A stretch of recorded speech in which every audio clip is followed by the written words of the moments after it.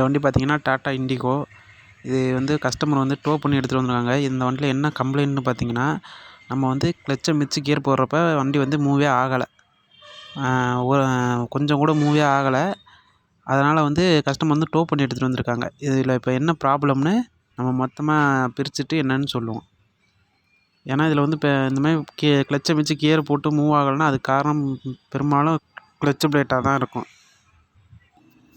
இப்போ பார்த்தீங்கன்னா இதில் உள்ள ஃபோர்க் பார்த்தீங்கன்னா நமக்கு வந்து உடஞ்சிருக்கு. அதாவது கிராக் விட்டு கொஞ்சம் கட்டாயிருக்கு. பார்த்தீங்கன்னாலே உங்களுக்கே தெரியும். நமக்கு வந்து இது வந்து கட்டாயிருக்கு. அது இது எதனாலனா நமக்கு வந்து கிளச்சு கேபிளை வந்து அதிகமாக ஃபுல்லாக ஏற்றி ரொம்ப டென்ஷனாக வைக்கிறதுனால கூட இருக்கும். அதனால் கூட இது பிரேக் ஆகலாம். அதனால் இது வந்து நம்ம புதுசாக மாற்றிக்குவோம்.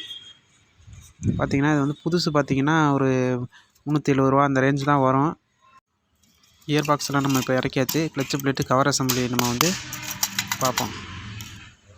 கிளச்சு பிளேட்டை பார்த்தீங்கன்னா ஃபுல்லாக தேஞ்சிருச்சு. உங்களுக்கு ரிவீட் வெளியில் வர்ற அளவுக்கு ஃபுல்லாக தேஞ்சிருச்சு.